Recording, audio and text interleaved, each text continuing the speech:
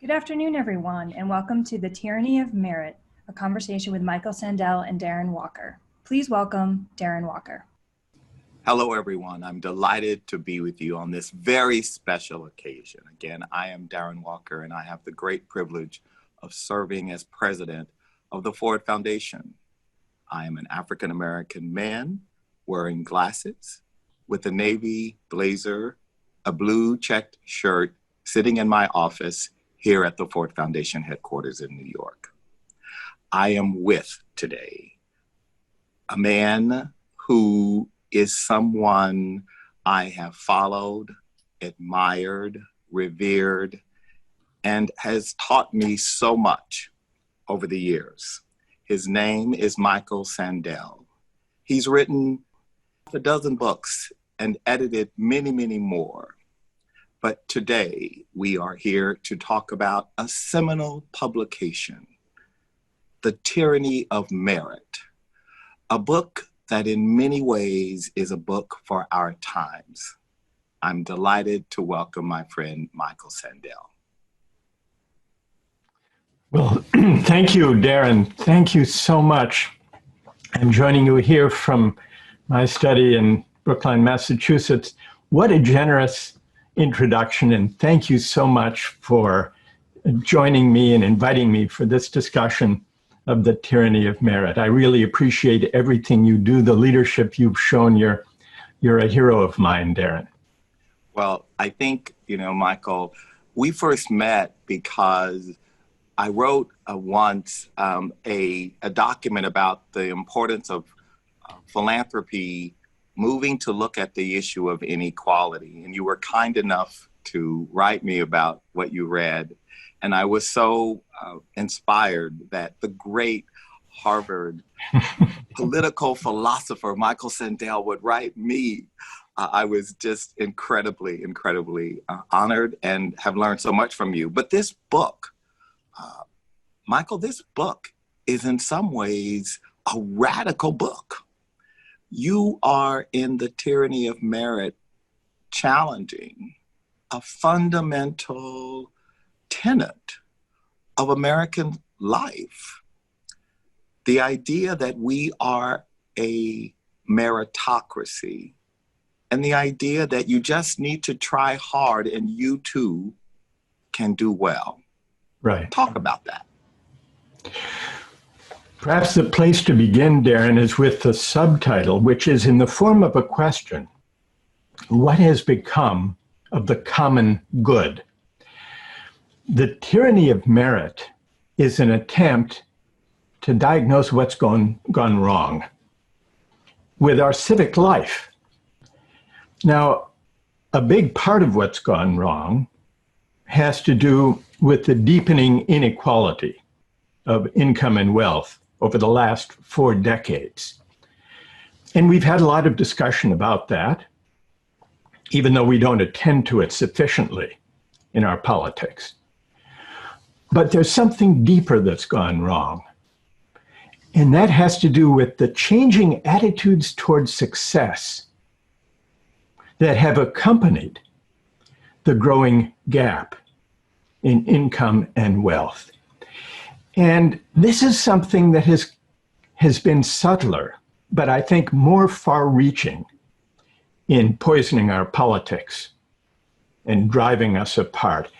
It's the tendency of those who land on top to inhale too deeply of their success, to believe my success is my own doing, a measure of my merit. And by implication, that those who've been left behind must deserve their fate too. It's this attitude toward merit. I call it the meritocratic hubris of the successful that has led to and fueled the polarization and also the resentments, the deep and understandable resentments of people who feel looked down upon by meritocratic elites. And so for all the debates we've been having, Darren, about what's gone wrong and about what fueled the populist backlash and what led people to elect Donald Trump, or in Britain to go for Brexit. What we've missed, I think, is meritocratic elites looking in the mirror and asking, how did we contribute to the anger and resentments that have now boiled up and contributed to this deeply rancorous, polarized politics? What do you think the cultural, the cult of the individual, which is something unique to the United States, but something that has been celebrated since de Tocqueville? Right. Do you think this has had anything to do with that? I think it's a background condition, but I think meritocratic hubris adds a dark element to the tradition of American individualism. In many ways, individualism is one of the great glories of this country. The idea that we don't have to accept our fate as handed down by the accident of birth.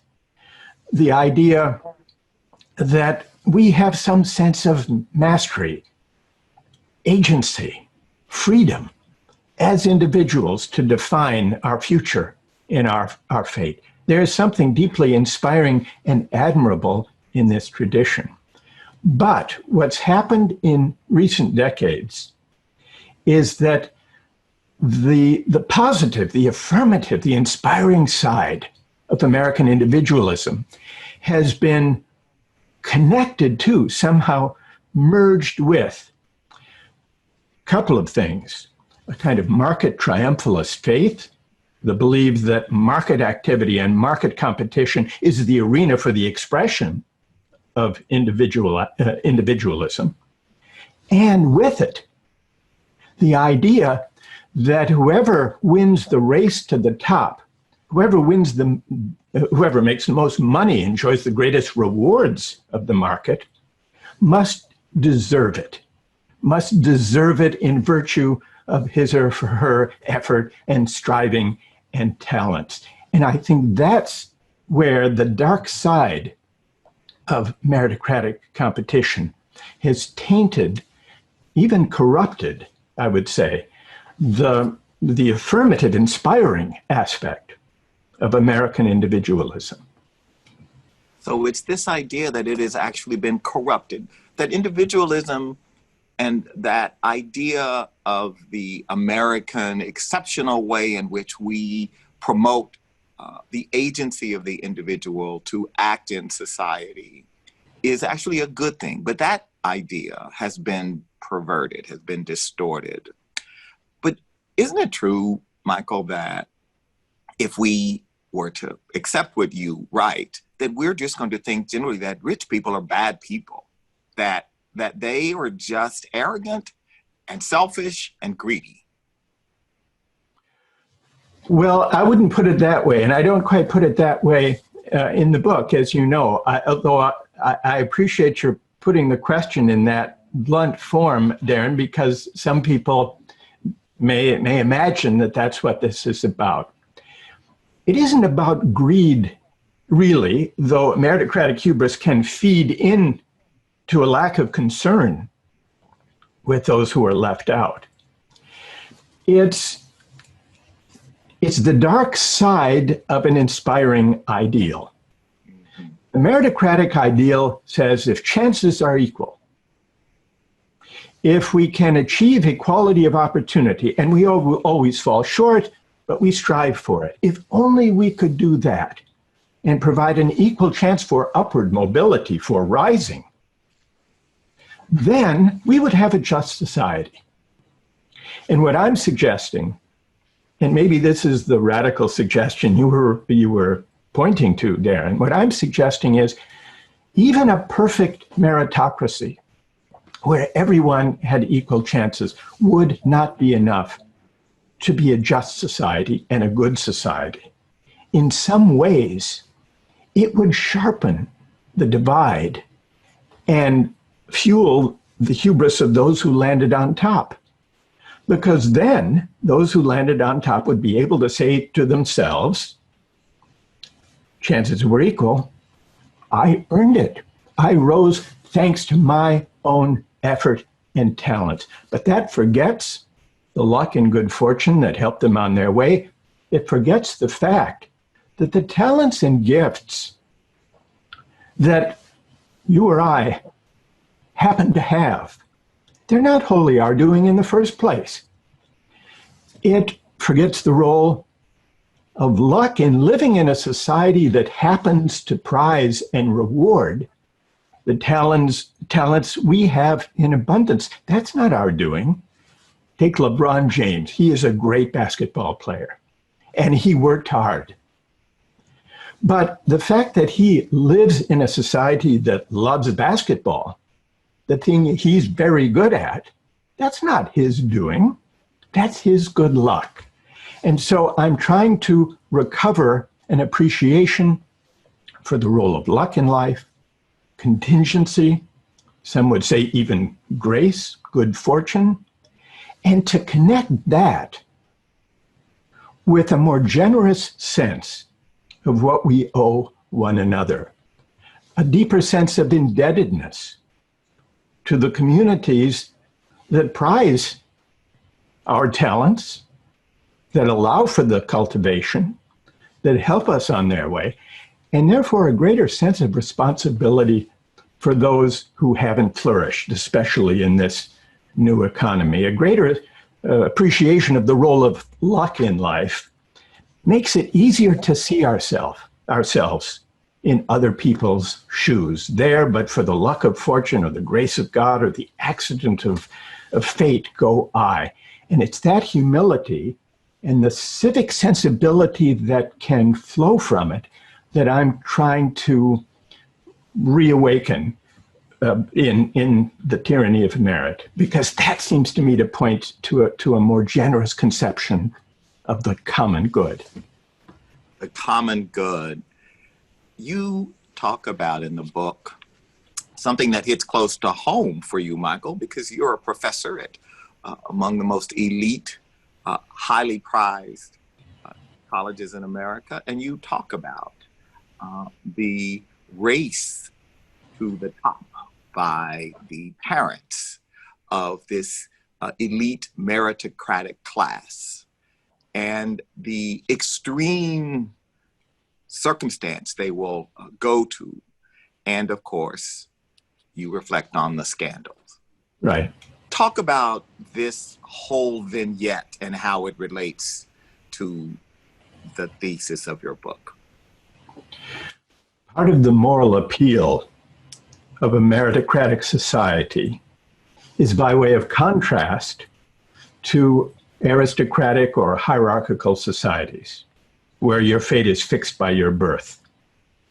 But what we've all seen is that today's meritocracy has hardened into a kind of hereditary system of elites. Privileged parents have figured out how to pass their privilege onto their kids. Now, it's not in the old-fashioned way, where you simply inherited land or wealth, though there's plenty of that too. But the primary instrument for passing advantage down from successful parents onto their kids is the system of higher education. And so even with a system, as many of these elite universities now have, of generous financial aid, even with all of that, the system enables disproportionately the children of the well-off to have a leg up in the competition for admission. Here's a stunning statistic. If you look at all of the Ivy League and highly selective colleges and universities, Harvard, Stanford, Princeton, Yale, these kinds of places, there are more students at these places who come from the top 1% than from the entire bottom half of the country combined. And that's with generous financial aid. So part of the problem is that that privileged parents now have ways of passing on the advantage to their children, even when education, we would like to think, is an instrument of upward mobility that is blind with respect to class and race and family background. But there's more than that. Universities, especially highly selective universities, have become not just educational institutions, they have become the arbiters of opportunity in our society. They confer the credentials, the meritocratic credentials, that largely determine the allocation not only of material rewards, but also of honor and recognition and social esteem. And this is a problem. And Michael, is this different than in the past? I seem to recall a recent president who himself was a C-level student at a prestigious prep school who found himself educated at an Ivy League college. He was the scion of a wealthy family, a legacy. Has this really changed, Michael, or are things worse now? I think it's become accentuated. In fact, it's interesting now that we're in the week of the Democratic Convention. It's worth reflecting that Joe Biden, in a way, is a pathbreaker in ways that haven't really been noticed. He is the first Democratic nominee for president not to have attended an Ivy League school since Walter Mondale in 1984.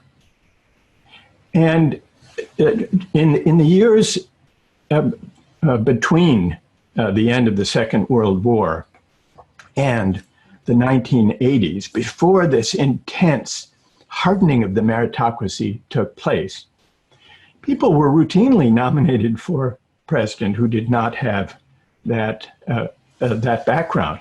But the deeper problem with making selective universities the arbiters of opportunity is this. Those of us who spend our time in the company of the credentialed can easily forget that most Americans don't have a four-year college degree. In fact, nearly 2/3 don't. So creating an economy that requires, as a condition of dignified work and a decent living, that you've been to a four-year college, that's folly. That's a mistake. And the way we've addressed, including progressives, Darren, including liberals, the way we've addressed the growing inequality of recent decades has been essentially to say, in the new economy, the way to get ahead is to go to college, get a degree. What you earn depends on what you learn. We heard this from Democratic presidents over the past 3-4 decades. And it really reaches across the political spectrum. But there is an insult embedded in that advice. The insult is, if you don't get a degree, if you don't go to college, if you don't flourish in the new economy, your failure must be your fault. And because of this emphasis on the rhetoric of rising and the credentialism that has come to govern the allocation of opportunity and social recognition, progressives have lost contact with working people, with a great many working people. And so in a way, it's no surprise that if meritocratic elites, highly credentialed elites, look down on those who lack meritocratic credentials and create an economy in which the majority of Americans don't flourish. The median wage has been stagnant for 4 decades. It's no wonder that resentments will gather and ultimately find political expression. And we've seen how those resentments can find ugly, dangerous political expression. So contending with the tyranny of merit, the tendency of meritocratic elites to look down on those who less credentialed than themselves, this has had deep political consequences. And the thing that you and I talked about this summer when I was lucky enough to read the gala of your book, which will be out September 15th. Right. Thank you. Pre-order now. Thank you. The thing that we talked about after I read that was race. Yeah. And how you think about the context for both the cult of the individual, these notions that we live in a free society, the idea that we pick ourselves up by our bootstraps, with America's racial history. Yeah. And how, I mean, I'm reminded of, the idea that Black Americans, to use Langston Hughes's words when he writes in Let America Be America Again, he says, let America be America again. America never was America to me. Yeah. How do you think about race in the context of the tyranny of merit? Well, I think that we have separated injustices, racial injustice and class injustice. We've separated them too starkly. And that undermines a serious attention to both. So if the message is all we need to do to address racial injustice is to remove barriers to meritocratic competition so that everyone, regardless of racial background, can have the same chance to clamber up the ladder of success. That's not enough. It's not enough because it doesn't question the fact, in fact, it may lead us to ignore the fact, that the rungs on that ladder are growing further and further apart. And that the social recognition and esteem accorded those who managed to clamber to the top is out of any proportion to the contribution to the common good they actually make. So the agenda I would like to see, a politics of the common good, I would like to see speaking to racial injustice. And this is a moment when we have an opportunity, for the first time in a long time, really to do this, to speak to racial injustice in a way that isn't limited to telling people, if you get a degree, and if we can remove those barriers, then you too can engage in the meritocratic scramble to land on top and enjoy an elite professional job. Removing the barriers is morally urgent and necessary, but we should not consider that the job of racial justice has been addressed or served or finished, even if we could go further in that agenda, clearing those barriers. And so so I'm hoping to prompt an agenda that connects racial injustice with these broader class injustices and educational inequalities that have deepened in the last recent decades and that fester and that generate these resentments. But what do you think, Darren? Do you think I'm on the right track there? No, I do. And I think the importance of understanding the connection between race and class, which another great writer I admire, Isabel Wilkerson is taking up in her new book, Caste, is very aligned with what you have argued in your new book.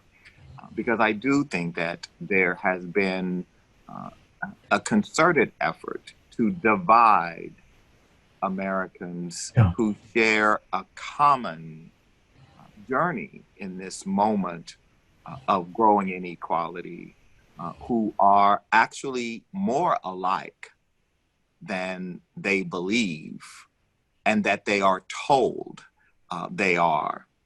And so I think that there is an opportunity for unity here. But I do think, Michael, it's difficult because some would say that what has made America unique is this idea that you can fight your way through hard work, merit, and get to the top.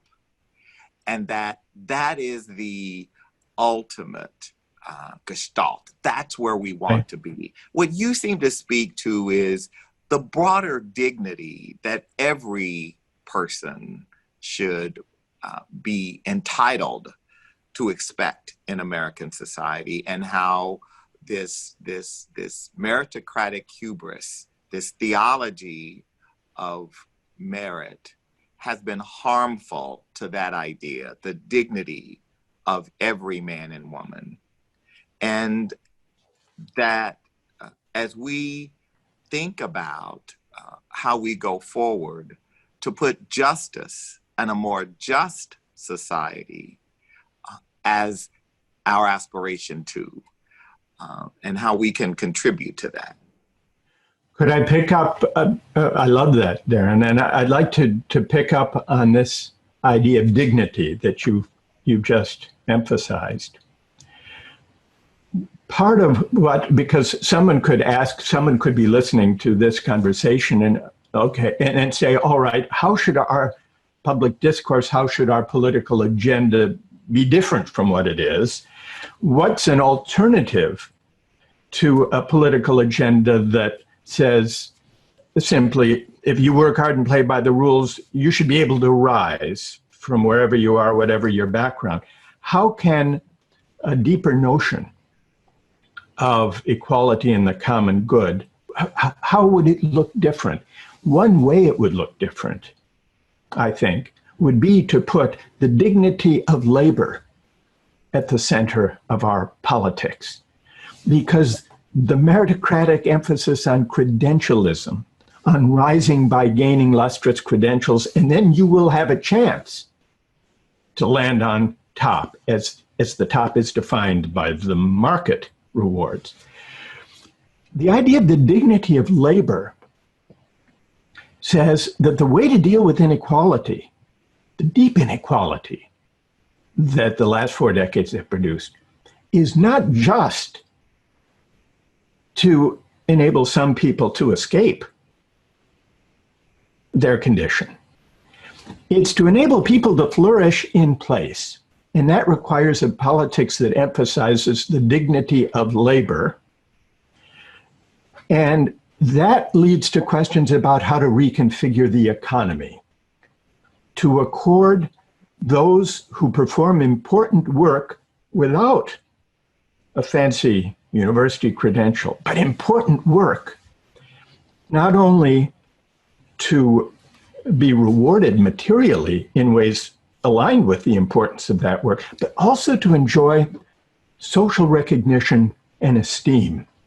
In the speech he gave, Martin Luther King, in the speech he gave in Memphis, Tennessee, shortly before he was assassinated, he was on to this theme, and it's potentially a radical theme about reconfiguring the economy. And he talked about the sanitation workers who were on strike. And he said, in the last analysis, the person who picks up your garbage is as important as the physician, because if the sanitation worker doesn't do that job well, disease will be rampant. All labor has dignity, he ended. So enlarging the political agenda to include a serious discussion about how to reconfigure the economy to accord dignity to all labor would pitch us into a public debate, I think a healthy debate, about what contributions to the economy and to the common good really are the most valuable. These days with the pandemic, we talk about essential workers, by which we mean not only the people in the hospitals, but the people delivering stuff to our door, in the warehouse workers, the truckers, the nurse assistants, the home healthcare providers, the childcare providers. We call them essential workers. We put up signs thanking the essential workers. But the bigger question is, how can we redesign the economy as we emerge from this crisis in a way that treats essential workers and rewards them in a way that is proportionate to the value of their contribution to the common good. And that may mean debating also whether the people who invented, let's say, high-frequency trading, or who figured out the idea of stock buybacks that yield enormous rewards and social recognition, is there something out of alignment here if we aspire to have rewards match merit? So that's why this debate about the common good is really a much broader debate about what we owe one another as fellow citizens, and what does it mean to reward people according to merit? Do we simply take the market's verdict on what counts as a valuable social contribution? Or should we deliberate about that democratically and design an economy that answers to what we are prepared to consider and defend as a proper understanding of who contributes what to the common good? Well, I certainly think you have elevated a core challenge in our democracy that is really about the intersection of democracy and capitalism. Yeah. And democracy and capitalism in this moment are absolutely in a fight. I hope democracy wins.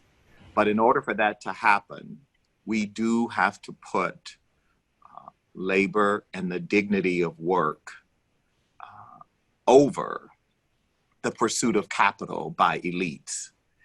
We need to recalibrate that capital labor equation. And that's the conversation we need to have in our society so that we can be a society where we do feel like we are all in this together. Yeah. I think a message of your book, Michael, is that we have lost that ethos, Right. this notion that all of us are in this together.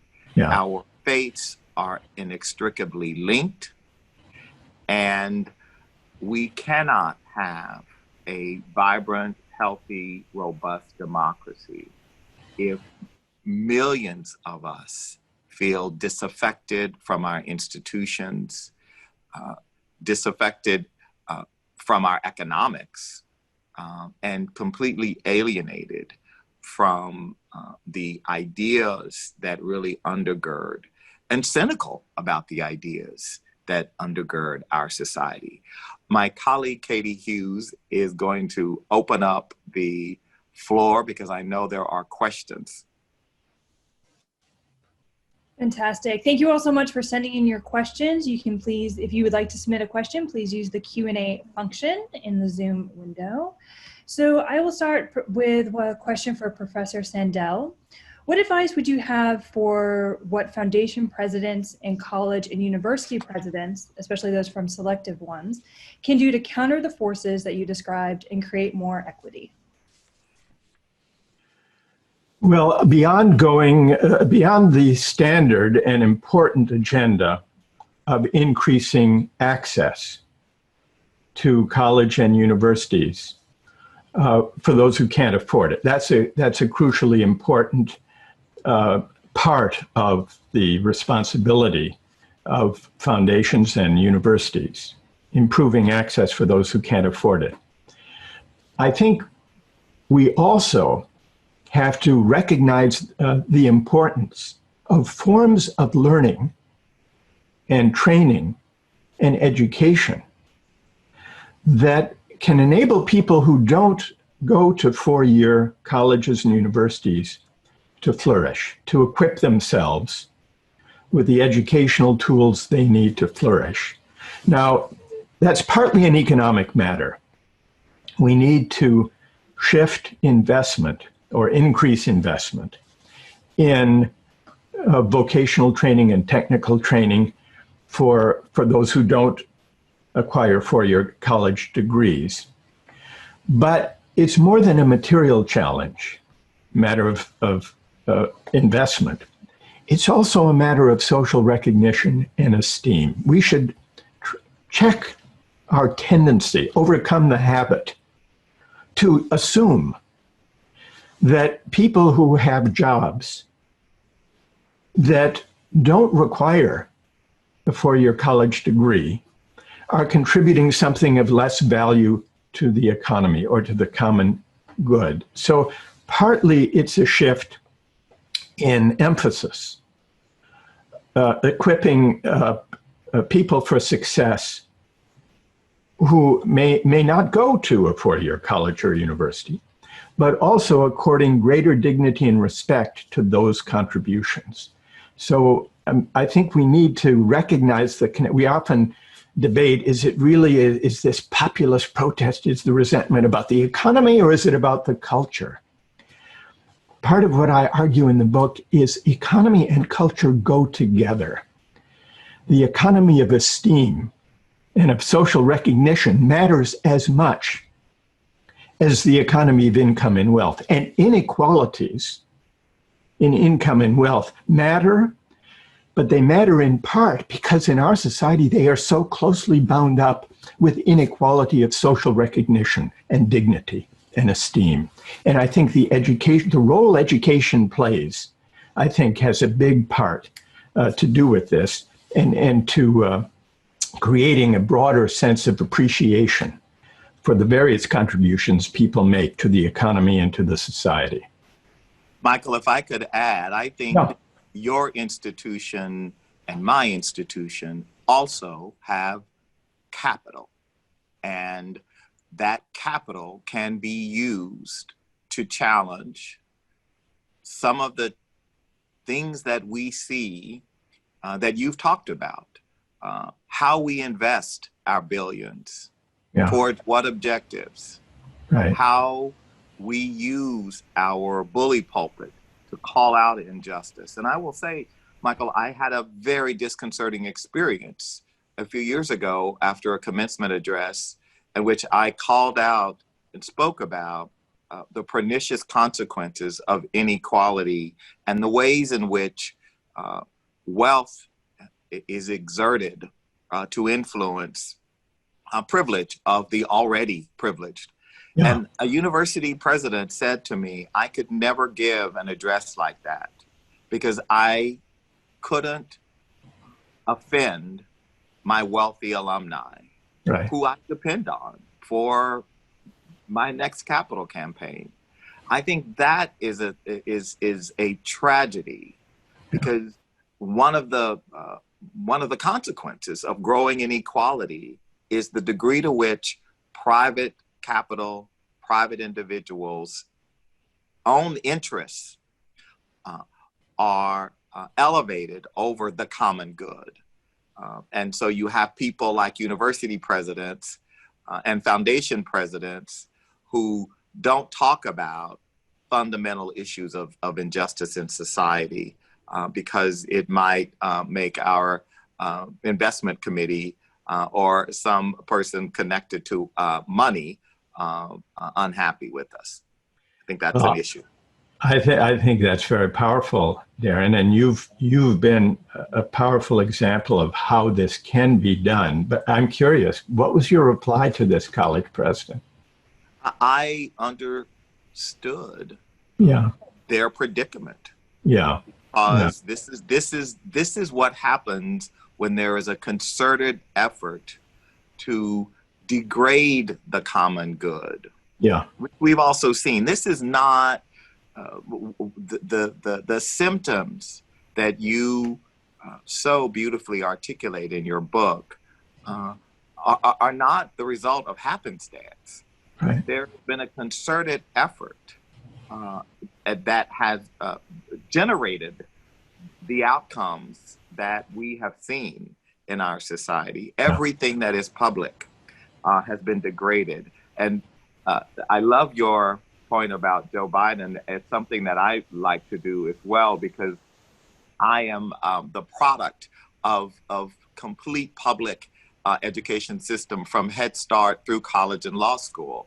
And I say that often, not to call attention to my educational credentials, but to say that it is rare that I am in a room at a foundation, at an event, on a panel at the Aspen Ideas Festival, or wherever, where there is anyone else who can say that.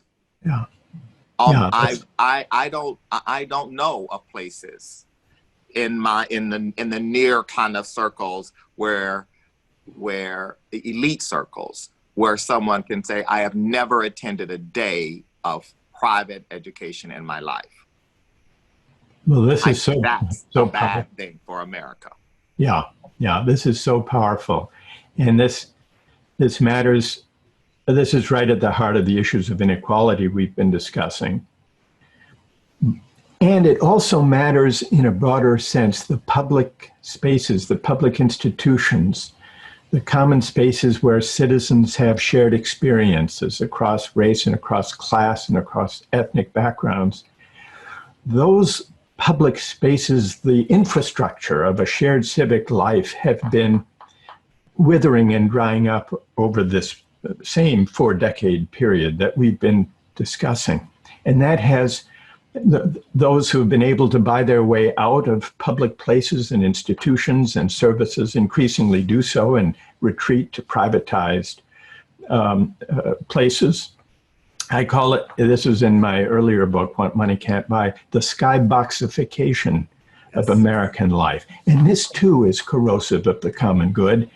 And to connect it back to the tyranny of merit, it allows for the reinforcement, the uncritical imbibing of the meritocratic hubris that I think is so dangerous. Katie. Great. Thank you so much for that. Professor Sandel, is there a country or are there countries that are on a more dignified path for the common good? Can you tell us a little bit more about what this societal reimagining could look like, and if anyone is doing it in a way that we should model? I don't think there's a single example that we can model. I think we can start with more discrete examples of success stories that gesture toward the common good. If we look at countries that have done a better job than we have in contending with the pandemic, and in some cases, this is simply due to better public health facilities, also better leadership, but also connected to those differences are broader orientations to the common good, a greater sense of being in this together than we have. This moment of pandemic is a time when we need solidarity. We need actual practices and institutions that give expression to our mutual obligations. And we Americans don't do solidarity all that well, at least except perhaps in times of war. We've not done it very well in the face of this pandemic. So I don't think there's a single exemplary country with regard to the common good. But if we begin with questions of health and public health and a culture that nurtures a sense that we are all in this together, I think some of the countries that have done a better job contending with the coronavirus can at least suggest places we might, where we might learn something. Great, thank you. The next question, what do you think is the role of religious faith writ large in the underlying moral values that stress justice, common concern, compassion, in the effort to build a greater sense of common good in our country and in the world? Well, that's a deep, far-reaching question. And in the tyranny of merit, what I try to do in gesturing toward what a more generous approach to the common good might look like is to create space and opening for those whose sense of obligation to one another comes from religious traditions and those who may come from purely secular traditions. I don't think there's one path to a conception of justice and of the common good and of mutual responsibility. But what I do think, and this is really at the heart of the diagnosis of the tyranny of merit, is that in recent decades, we have embraced a conception of success that so relies on the idea that we are self-making, self-creating human beings, and therefore we are wholly responsible for our success if we land on top. And therefore, we think those who land on the bottom must have no one to blame but themselves. That idea that we are purely self-making creatures is at odds with many religious teachings of various traditions. It's also at odds with many secular understandings, robust understandings of community and mutual obligation and social justice that says, wait a minute, even if you don't believe in the grace of God, don't you recognize the role of luck and good fortune and teachers and coaches and family members and a society that helped you on your way? So I think there's no single route to a more capacious understanding of social justice and the common good. But I think religious traditions that destabilize the confidence of those who think, I did it all on my own. I think any way we can destabilize or question that kind of meritocratic hubris is a resource worth taking seriously. I'd be interested, Darren, in what you would say about this. Well, I think it's interesting to reflect on what you said about holding the mirror up and having successful people interrogate their success. And what you say in the book, your notion of asking yourself the question, how did I become so successful? And what do I attribute that to? I think it's very, very hard. And we're talking about successful white men primarily here. It is very hard to have that community of successful Americans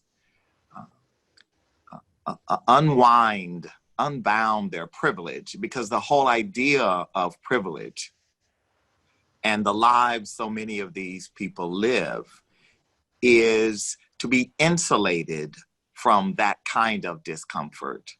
And in fact, the opposite is reinforced every day, right? Yeah. So what is reinforced is that you are uniquely talented. You are special and deserving.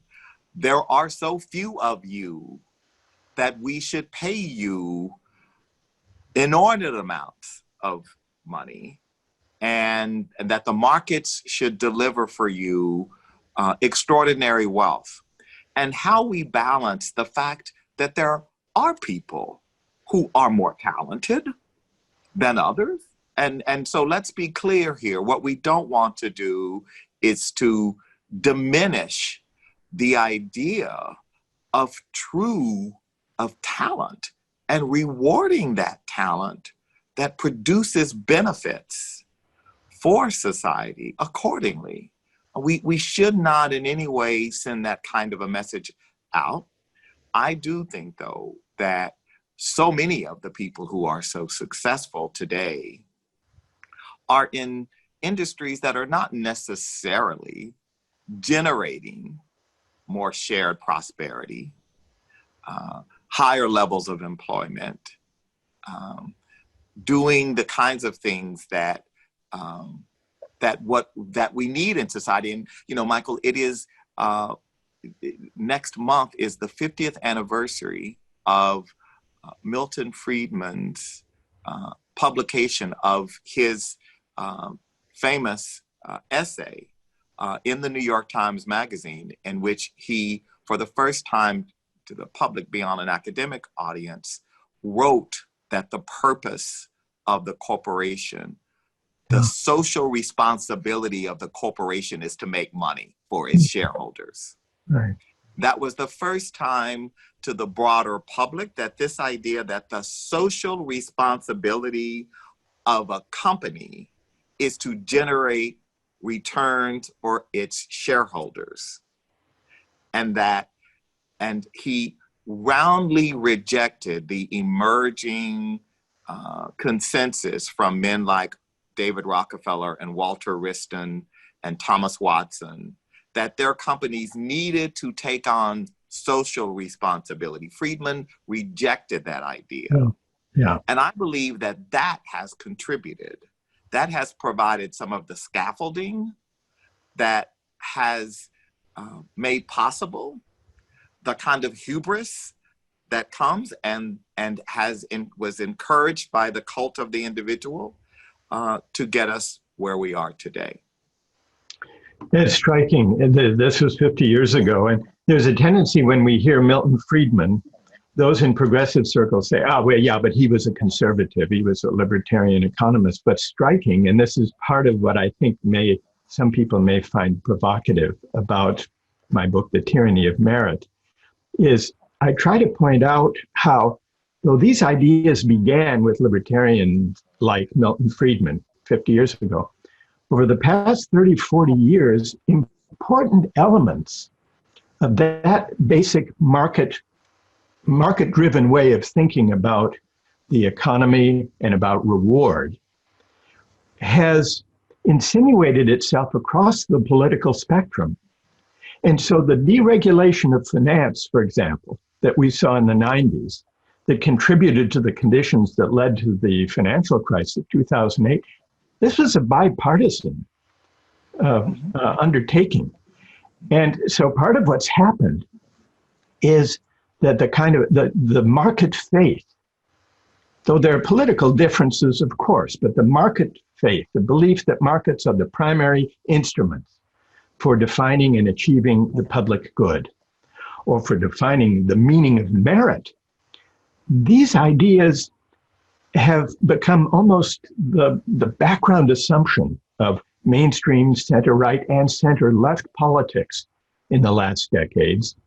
And in The Tyranny of Merit, I'm trying to point that out and lead us to critically examine those deep background assumptions about how we understand a just society and the search for the common good.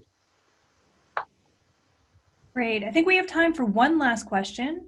So how do we teach or educate for humility, and what is the potential role of arts and culture in doing that? Well, teach for humility, that's a great question. I suggest, we've talked in this conversation, Darren, you and I, about humility. I see it as the antidote to meritocratic hubris.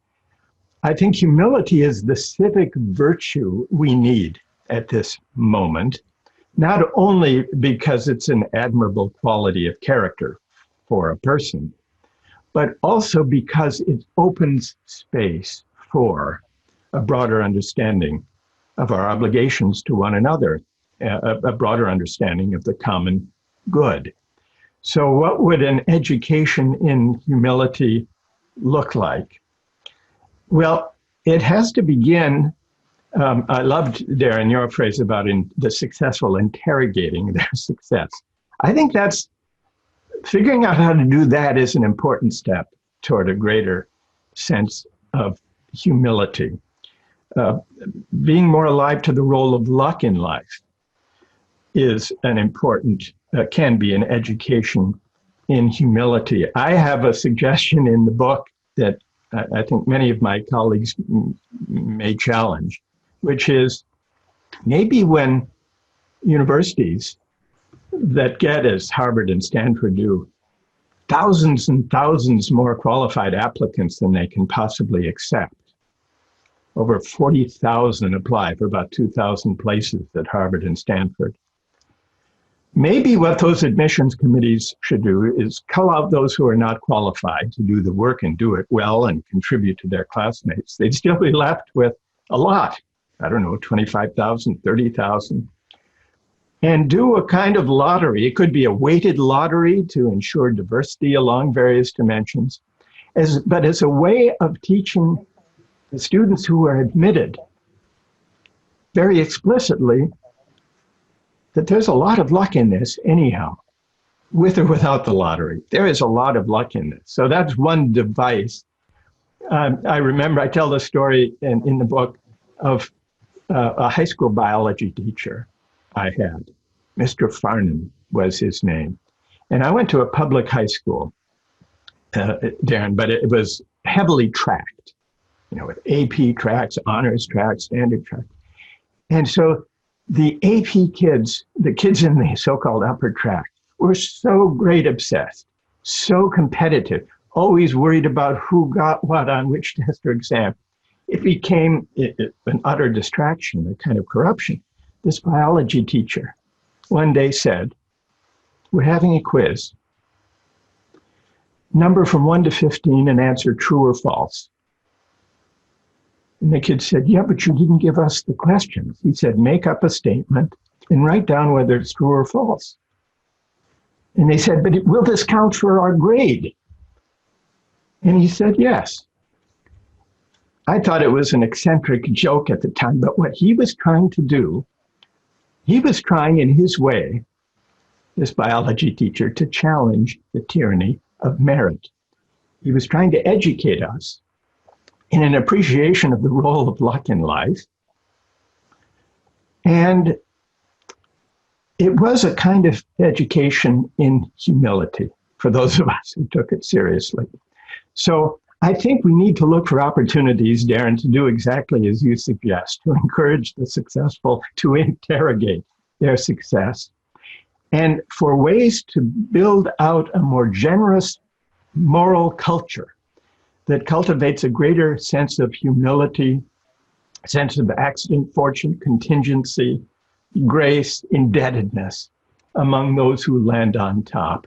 Because only once we shift these attitudes, I think, will we really be able to have a politics of the common good. Michael Sandel, we are indebted to you for all that you do to teach, educate, stimulate, and challenge us to be better people and contribute to a better society by building the common good. Thank you, Michael Sandel, for all you do. We're looking forward to buying your book when it's out in just a few weeks and seeing you and reading about you in the coming months. This book is going to be a bestseller, another Michael Sandel bestseller, I might add, and I'm looking forward to sharing it with friends and family. Thank you so much, Michael, for being with me today. Thank you, Darren. I so appreciate it. Thank you.